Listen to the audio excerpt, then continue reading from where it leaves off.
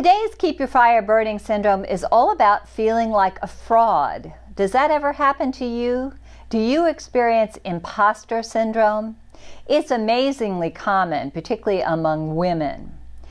Imposter syndrome is the sense of feeling like a fraud or failure despite evidence to the contrary.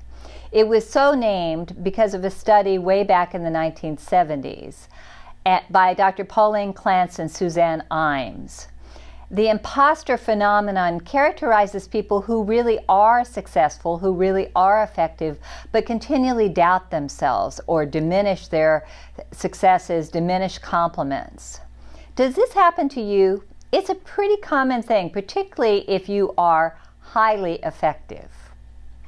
Famous people like Tina Fey, Sheryl Sandberg, Meryl Streep, Seth Godin, and a wide variety of celebrities all admit to having imposter syndrome. Jennifer Lopez, even after she had sold 70 million records, said she feels like she's not really any good at this. Isn't that amazing? And yet she's human just like we all are, and we all doubt ourselves. Women in particular are very self-critical, very hard on themselves. And so imposter syndrome can be a very tricky thing. It's been said by neuroscientists that what you fire together, wire together in your neurons. When neurons fire together, they wire together. And you want to keep your programming inside positive and focus on the positive experiences that you're having instead of the negative ones.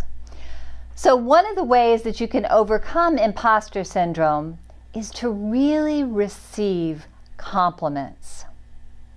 When someone says something good to you, instead of deflecting it or say, oh, that was nothing, which so many of us do, instead really take it in. Say, thank you so much. And allow yourself to experience the feeling of gratitude and acceptance and really dwell in that emotion.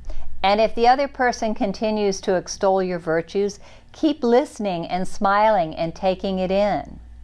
Because the more you allow yourself to fully receive compliments, the more you'll change the neuroplasticity of your brain. You see, we're already predisposed towards a negative bias.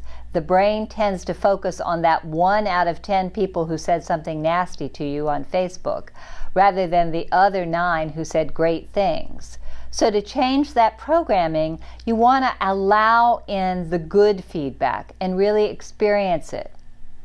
Another way to stop the imposter syndrome is to spend time with like-minded, like-hearted people who will buoy you up, and to share with those people when you feel like you're being a fraud or when you notice that imposter syndrome is showing up. They will support you and encourage you and help you to focus on the good. That's a third technique, and that is to really focus on the good in your life, the blessings, the gratitude, and the successes. As you've heard me say before, I'm a huge believer in the phrase reference points of success. I want you to write down all the times in your life when you've been successful. When you've had a major challenge, like get your driver's license or graduate from high school, or you've earned some special designation or some certification.